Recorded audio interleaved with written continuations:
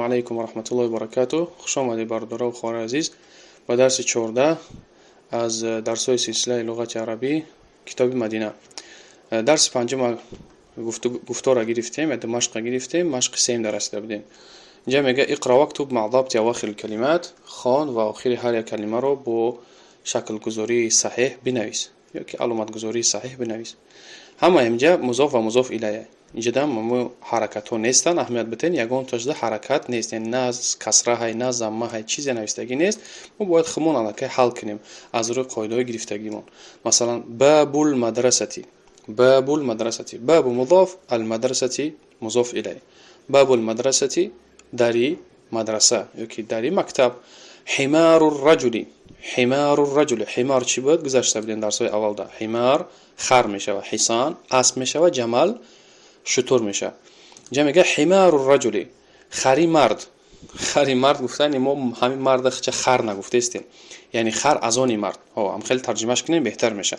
خر از آن مرد، مثل سیاره الرجل، ماشین مرد یا که ماشین از آن مرد.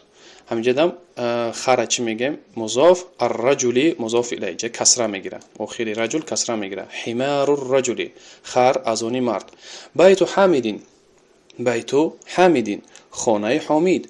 سیاره المدیر، سیاره المدیر، ماشین مدیر.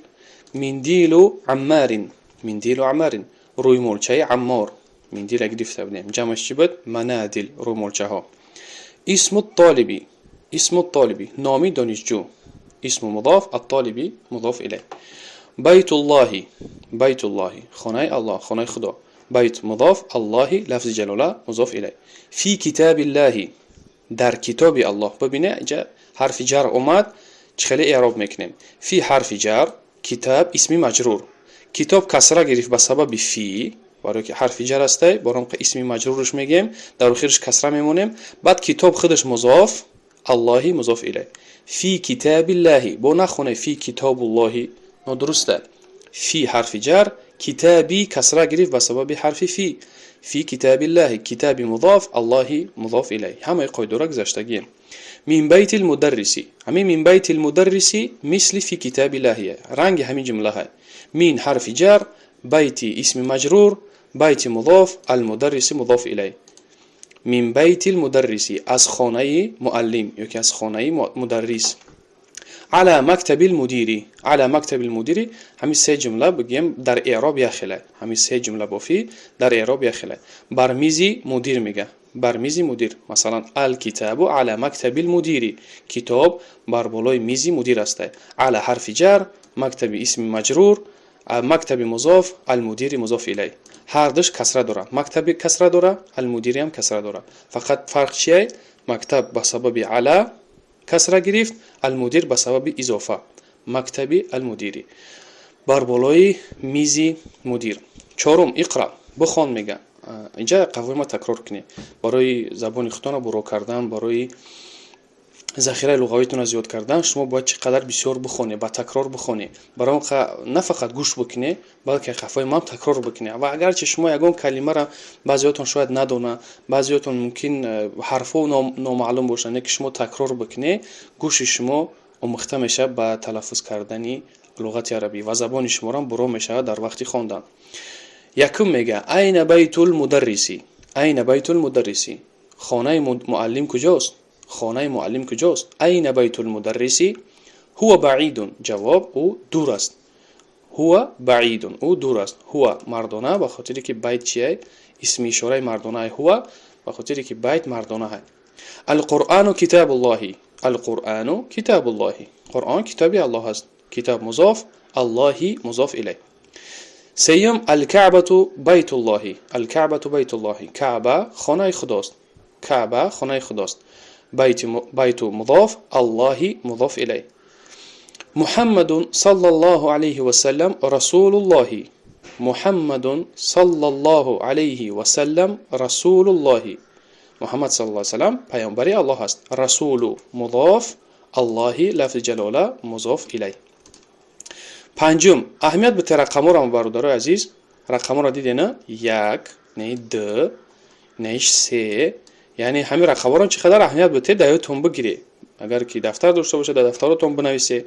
4 یعنی 5 یعنی همه رقم‌های عربیه اینا را مهمه دانستنش، شکل اونها را با یاد گرفتن مهمه.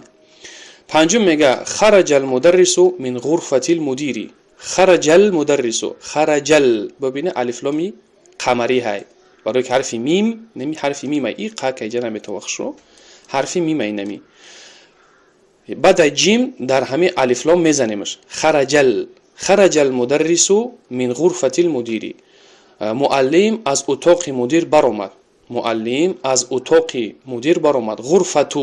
غرفتی میگیم در اینجا چی برای که پیشکی مین اومد، مین حرف جره، مین غرفتی اسم مجروره بعد مضافه، غرفتی مضاف المدیر مضاف الیه. در وقت ترجمه را محبت بودین که همه فعل خرجه را ما در آخر ترجمه کردم، یعنی نگفتم که برآمد معلم از اتاق مدیر، برای که اول اگر ترجمهش کنم کمتر گوش خراش میشه، برای که من را آخر ترجمه کردم. چی گفتم؟ معلم از اتاق مدیر برآمد. این خیلی طوری تر میگیره، یعنی در لهجه تاجیکی در شنونده تاجیک این خوبتره. معلم از اتاق مدیر برآمد. ششم هذا بیت حامد و ذلك بیت خالد. این خانه حامد است و اش باشد خانه خالد است. بیت مضاف حامد مضاف الیه، بیت مضاف خالد مضاف الیه. هفتم ابن عمار طالب و ابن یاسر تاجر. هفتم میگه پسر عمار دانشجوی و پسر یاسر سوداگر است. ببینید همین ابن کلمه ابن با همزه وصل سر میشه، همین همزه وصل میگن، همزه وصلش میگن. اول که اگر که کلمه‌ای که در او همزه وصل هسته در اول بیاید، در اول جمله بیاید، همین هم خوانده میشه هم نوشته میشه. مثل ابن عمار ما الکی خواندیمش و نوشتیمش. یکی وقت در مابین اومد الکی نمیخونیمش، نادرسته که بگیم و ابن یاسر تاجرون. چی برای که در قاعده عربی اومدگیه که هر کلمه‌ای که دارای همزه وصل باشه در مابین که غلطید او را خوانده نمیشه، می نویسیش و نمیخونیش. با مانند همین مثال و ابن در حرف ب میزنیم و میخونیم در حرف ب میزنیمش و ابن یاسر تاجرون. با حالت‌های میشه که همزه وصل اصلا کور میشه، همین کلمه ابن همزه وصل کور میشه. مثل محمد ابن یاسرین الکی همین همزه وصل اصلا کور میشه. و چی به خاطر در مابین دو اسم جای گرفت. وقتی که محمد اسمه یاسر اسمه در مابین همین دو اسم کلمه ابن که جا کردیم در قاعده عربی همینه که همزه وصل ایو کور میشه، همزه وصل کور میشه. اینجا حرف واو اسم که نیسته برام که کور نشید، یعنی همزه وصل جایگیر نیسته در مابین دو اسم، به خاطر همین کور نشید. نه که با وجود همین خوانده نمیشه، میگیم و ابن یاسر تاجر. خب هشتم بیت المدرس بعید و بیت التاجر قریب. خانه معلم دور هسته و خانه فروشنده قریب هسته. بیت المدرس بعید و بیت التاجر زدن ببینه بیت التاجر و بیت التاجر قریب و خانه فروشنده نزدیک است. بیت مضاف المدرس مضاف الیه، بیت مضاف التاجر مضاف الیه. نهم هذا مفتاح السيارة. هذا مفتاح السيارة. این کلید ماشین است. این کلید ماشین است. این مفتاح البيت. این مفتاح البيت. جمله سوالی. کلید خانه کجاست؟ کلید خانه کجاست؟ دهم مفتاح جدا مفتاح مضاف البيت مضاف إليه، جدا مفتاح مضاف السيارة مضاف إليه. سيارات كلمة نوع ماشين میشه. دهم من أنت يا ولد. من أنت يا ولد. تو کیست یا پسرک؟ یا ولد گفته بودیم که یا حرف ندا ولد منادا برام قید جدا زمه میگذاریم، فقط شکل زمه میگذاریم، نمیگیم یا ولدون نطقی میشه برای که منادا های منادا تنوین نمیگیره، منادا تنوین نمیگیره. من انت یا ولدو پسرک تو کی هستی؟ من انت کی هستی تو؟ انا ابن عباس. انا ابن عباس. چه خیلی میخونیم انا ابن نمیگیم، انا ابن یعنی انا در حرف با در حال میزنیم، در حال در حرف با میزنیم. انا ابن عباس. من پسری عباس هستم، من پسری عباس هستم. ببینه همزه وصل خوانده نشید. انا ابن عباس.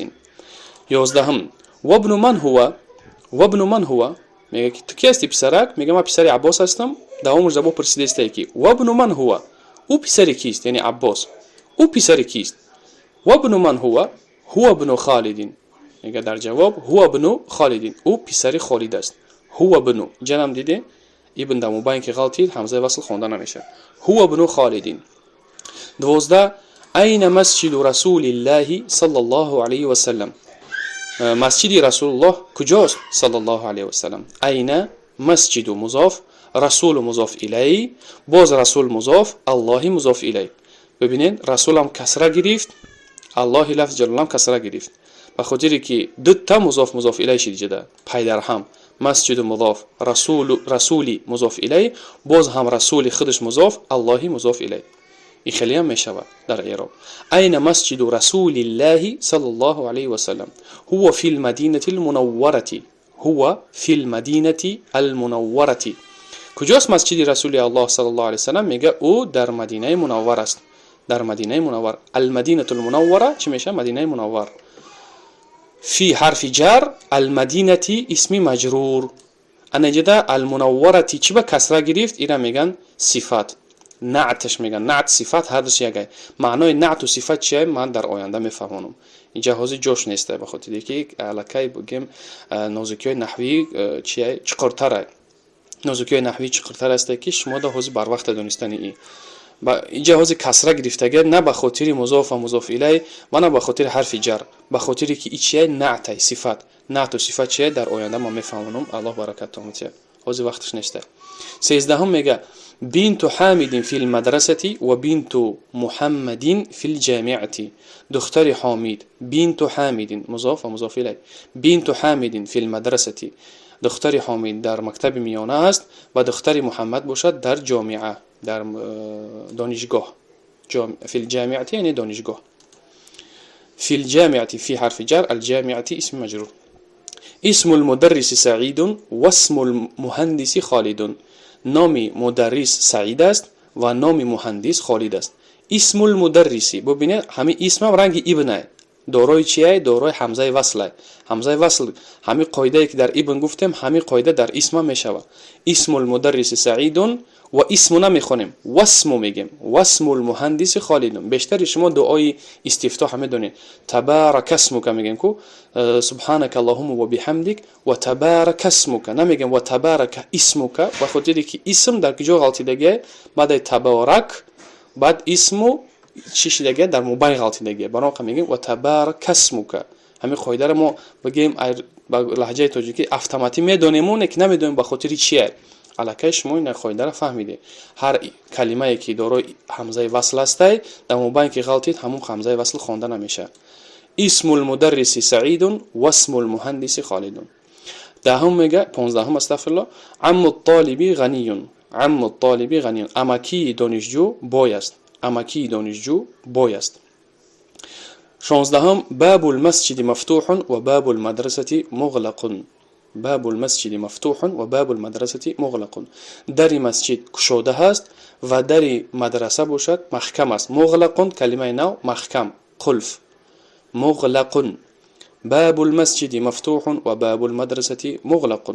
خالد میگه استغفرالله 17 خال حامد فقیر، خال حامد فقیر. تقای حامد کم بغل است، درویش است. خال حامد، خال تقا می شود، عم امکی. خال حامد فقیر، تقای حامد کم بغل است. خال مضاف، حامد مضاف الیه. سیارة عباس فی الشارع، سیارة عباس فی الشارع. ماشین عباس در بیرون است، در کوچه. شارع کوچه، جمعش شوارع، کوچه ها.